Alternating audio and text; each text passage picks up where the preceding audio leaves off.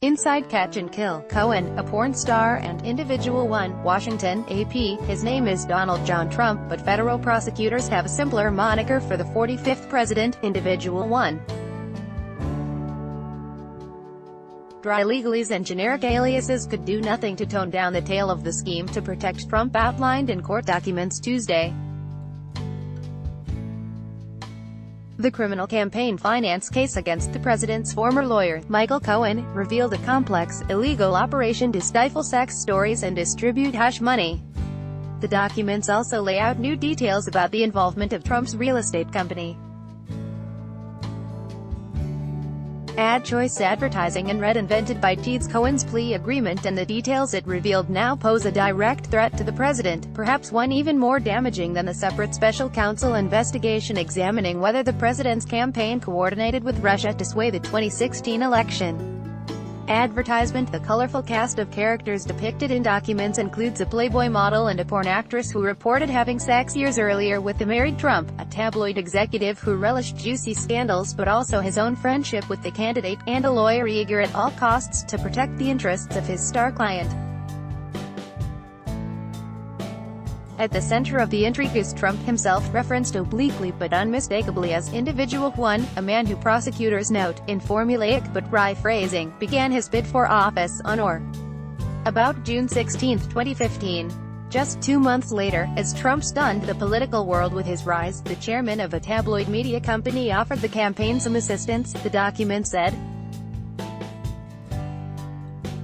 The company agreed to flag for Cohen and the campaign unflattering, unpublished stories about Trump's relationships with women, so they could be purchased and their publication avoided, prosecutors said.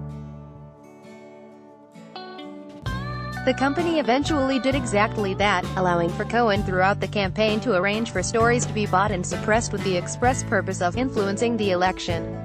The strategy is known in tabloid circles as catch and kill. The company is not named in the court filings and neither are the women, but the description matches that of American Media Inc., the parent company of the National Enquirer, and its chairman, David Pecker, a longtime Trump friend and ally.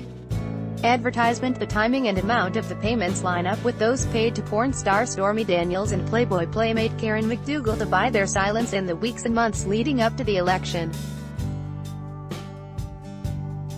Although the plan was in place nearly a year earlier, the first arrangement began in June 2016, weeks after Trump had clinched the Republican nomination. McDougal, prosecutors allege, began attempting to sell a story of a sexual relationship with Trump in 2006 and 2007. As promised, it didn't take long for Cohen to be notified, and to take action, promising to reimburse his tabloid friends for the purchase of her tale. That August, prosecutors allege, Amy struck a $150,000 deal with McDougal to buy her story, feature her on 2 magazine covers and publish more than 100 magazine articles she authored. Despite the cover and article features to the agreement, its principal purpose, as understood by those involved, including Michael Cohen, the defendant, was to suppress Woman 1 story so as to prevent it from influencing the election, prosecutors wrote. The pattern repeated that October, this time with Daniels, who had her own story of a sexual relationship with Trump she was eager to tell. In that case, Cohen and a lawyer for Daniels, whose real name is Stephanie Clifford, negotiated a $130,000 payment to buy her silence. According to the government, the deal nearly fell apart just weeks before the election.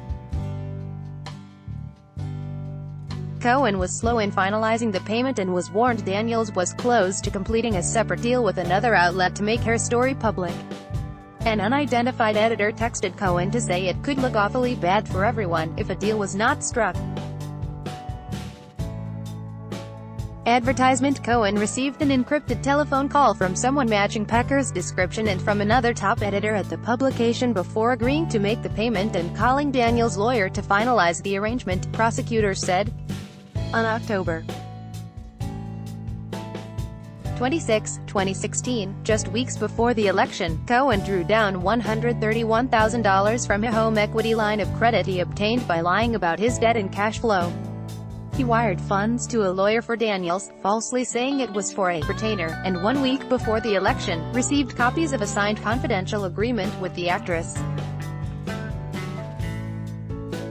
prosecutors allege Trump Organization executives ultimately reimbursed Cohen for both the $130,000 payment to Daniels and another $50,000 for tech services that Cohen solicited on the campaign's behalf.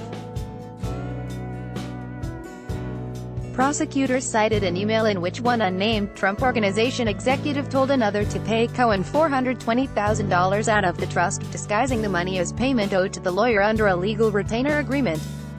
In truth and in fact, there was no such retainer agreement, prosecutors wrote. For federal prosecutors who have spent months investigating the president's lawyer, the timing of the payments was no accident. They don't say specifically Trump directed Cohen to make the payments, an allegation Cohen made in court, but the documents do note Cohen coordinated with one or more members of the campaign. The money, the government says, was intended to influence the 2016 presidential election. The intent is essential to the case.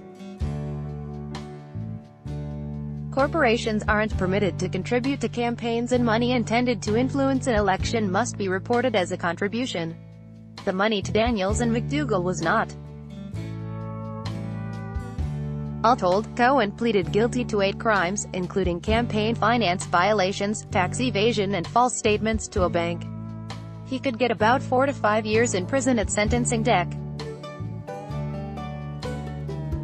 12 is for Trump. Personal lawyer, Rudy Giuliani, said there is no allegation of any wrongdoing against the president in the government's charges against Mr.